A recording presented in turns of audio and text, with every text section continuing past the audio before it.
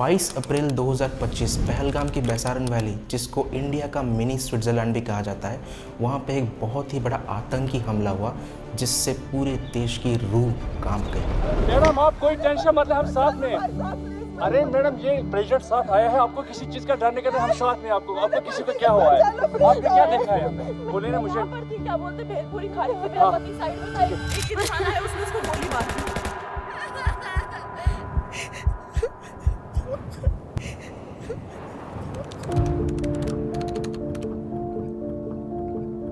इस अटैक में 26 लोग मारे गए और जितने भी लोग मारे गए वो सारे के सारे मेल्स थे, जिनमें से 25 इंडियन सिविलियंस थे और एक नेपाली नेशनल थे।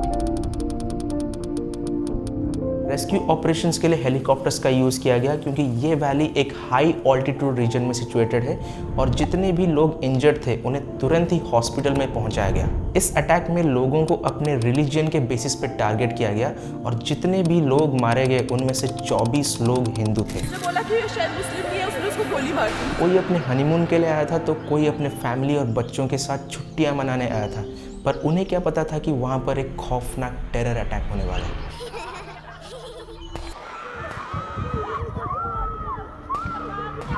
अटैक को ग्राउंड पे अंजाम देने वाले 5 मिलिटेंट्स थे, जिनमें से 3 पाकिस्तानी थे जिसके नाम है आसिफ फौजी, सुलेमान शाह और अबू तला, और 2 लोकल कश्मीर रिक्रूट्स थे, अनंतनाग का आदिल गुरी और पुलवामा का एहसान, जिनकी ट्रेनिंग पाकिस्तान की काकुल मिलिट्री एकेडमी में की गई थी। ये जो अटैक हुआ ये सिर्फ एक टेरर अटैक नहीं था, ये इंसानियत पे एक बहुत ही बड़ा हमला था। इसमें लोग सिर्फ मारे नहीं गए, उनके पत्नी और बच्चों के सामने उनके पैंट्स को उतार के उनके प्राइवेट पार्ट्स को चेक किया गया और उनसे कलमा भी पढ़ाया गया, बस ये कंफर्म करने के लिए कि वो हिंदू है या मुस्लिम। जो भी हिंदू निकला उसको पॉइंट ब्लैंक पे शूट कर दिया गया। पूछा हिंदू है मुसलमान, हम समझ नहीं पाए कि वो बोलना क्या चाह रहा है। क्या हुआ, इसको क्या हुआ? We had no idea कि the next second हम बोलेंगे कि हम हिंदू हैं, ऐसा कर देंगे। Okay, don't worry, don't worry. You okay? You need a water, sir? Huh? Okay, first you give me. Pakistan based terror group लश्कर ताइबा का शैडो ग्रुप टीआरएफ ने इस हमले की जिम्मेदारी ली।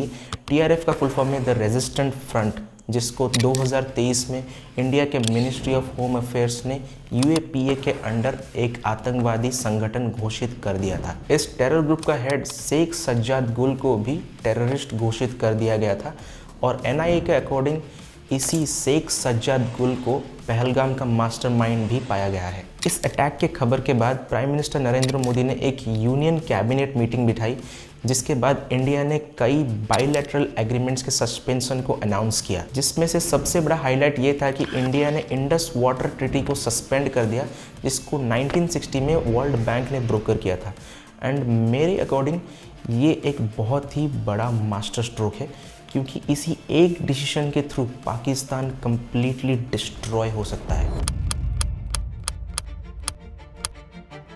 एंड इसके साथ इंटीग्रेटेड चेक पोस्ट जो कि अटारी वाघा बॉर्डर पे है उसको भी क्लोज कर दिया गया। प्रीवियसली इशूड SVES वीज़ास को भी रिवोक कर दिया गया और उसके साथ जितने भी पाकिस्तानी नेशनल्स इंडिया में थे उनको 48 घंटे दिए गए इंडिया छोड़ने के लिए।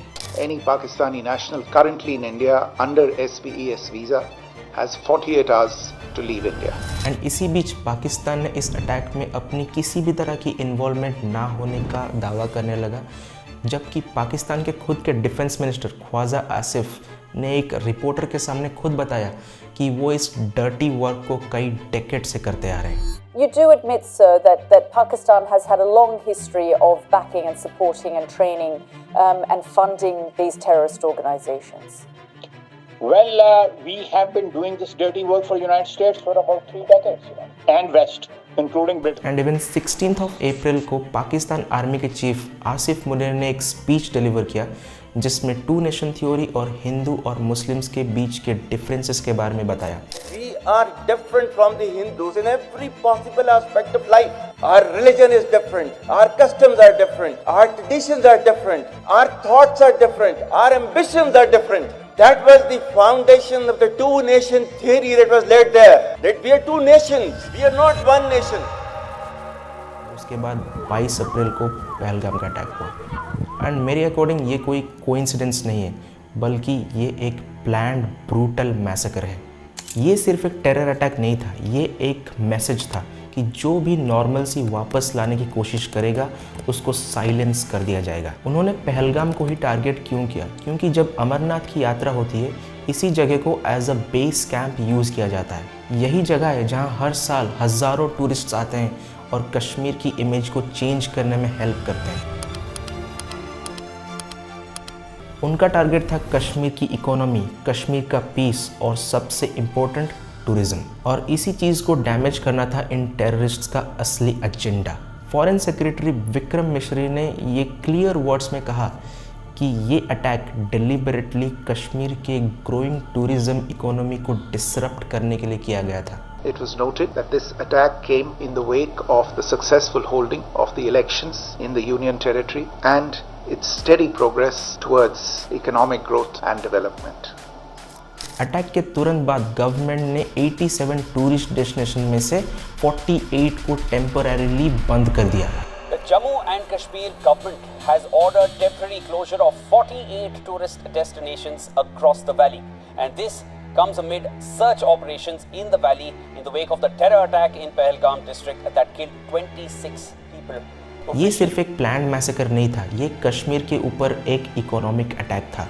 ये उन लोगों के लिए एक सिग्नल था जो लोग कश्मीर में पीस और प्रोग्रेस देखना चाहते हैं। ये अटैक सिर्फ 26 लोगों की जान लेने के लिए नहीं था, इसका असली मकसद था कश्मीर की टूरिज्म, उसकी इकोनॉमी और उसके ग्लोबल इमेज को तोड़ना। एक ऐसी जगह जहां लोग शांति ढूंढने आते हैं वहां पे डर का माहौल बना दिया गया।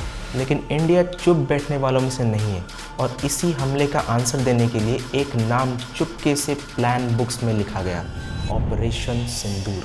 Operation Sindoor was launched by Indian Armed Forces to deliver justice to the victims of Pahalgam terror attack.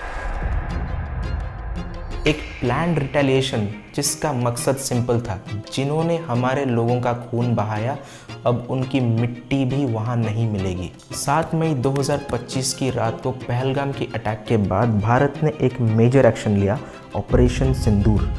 ये ऑपरेशन रात के 1:05 AM से लेकर 1:30 AM के बीच एग्जीक्यूट किया गया। इसमें इंडिया की आर्मी, नेवी और एयरफोर्स की कंबाइंड स्ट्राइक्स थी, जिसमें पाकिस्तान और पाकिस्तान ऑक्यूपाइड कश्मीर (POK) के 9 की टेररिस्ट बेसिस को टारगेट किए गए। इंडियन गवर्नमेंट ने इस ऑपरेशन को calibrated response to continued cross border terrorism के रूप में डिस्क्राइब किया और ये स्पेसिफिकली पहलगाम अटैक्स के विक्टिम्स के लिए जस्टिस था। इस ऑपरेशन के टारगेट्स केयरफुली सिलेक्ट किए गए based on multi source intelligence और उनकी स्ट्रेटेजिक इंपॉर्टेंस को ध्यान में रखते हुए। ये टेररिस्ट कैंप्स थी जो पुरानी अटैक्स में इन्वॉल्व थे और इंडिया के खिलाफ ऑपरेशंस चालू रखते थे। उन 9 टेररिस्ट कैंप के नाम थे Sawai Nala camp, Syedna Bilal camp, Gulpur camp, Abbas camp, Barnala camp, Sarjal camp, Mehmoona Joya camp, Markaz Taiba और मरकाज़ सुभान। ये कैंप्स लश्कर ताइबा और जैश मोहम्मद के ट्रेनिंग फैसिलिटीज़ थे, जहां 2008 मुंबई अटैक्स जैसे बड़े इंसिडेंट्स के लिए टेररिस्ट्स को ट्रेन। ऑपरेशन सिंदूर ने इंडिया के अप्रोच को क्रॉस बॉर्डर टेररिज्म के खिलाफ एक नया डायरेक्शन दिया।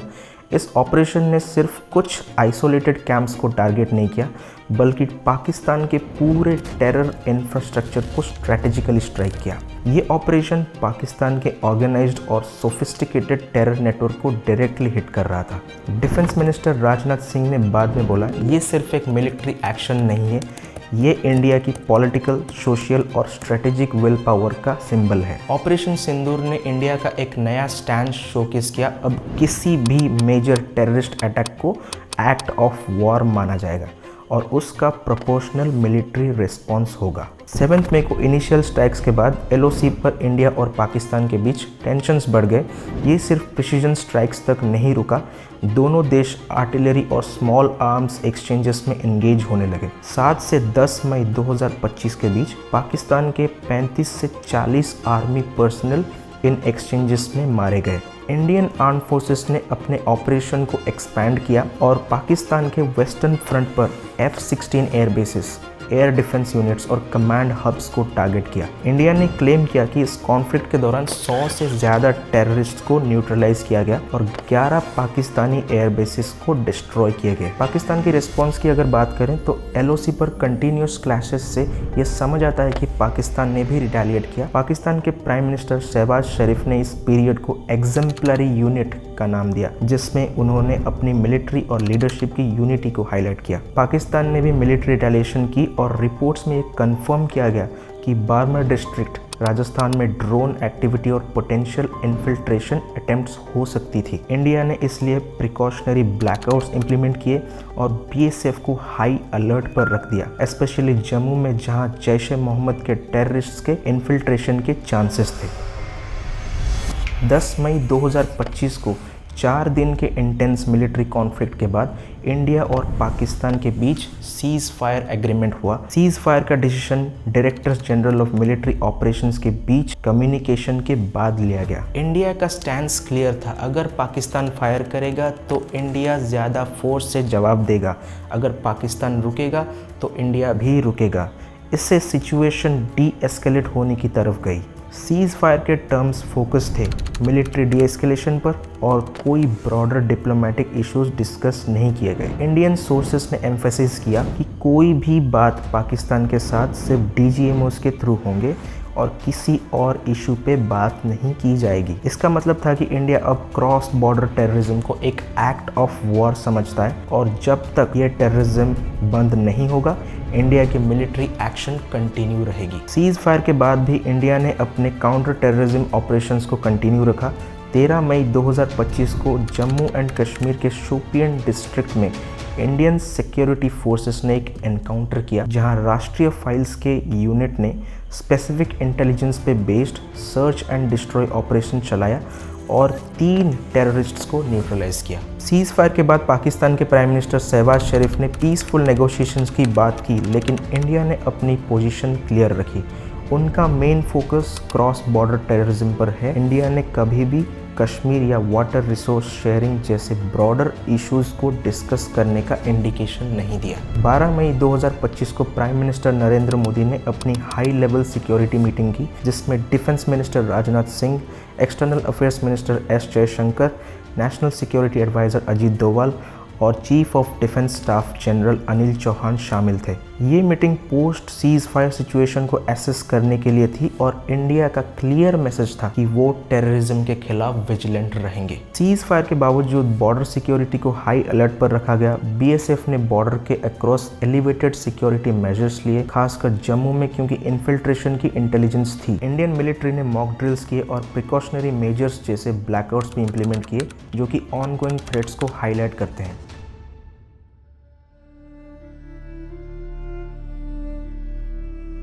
ये सब एक्शंस दिखाते हैं कि सीज फायर के बाद भी सिक्योरिटी का सिचुएशन टेंस और फ्लूइड है। ऑपरेशन सिंदूर सिर्फ एक मिलिट्री ऑपरेशन नहीं था, ये एक क्लियर मैसेज था कि भारत अब चुप नहीं बैठेगा। टेररिज्म के खिलाफ अब कोई भी वार्निंग्स नहीं होगी, डायरेक्ट एक्शन होगा।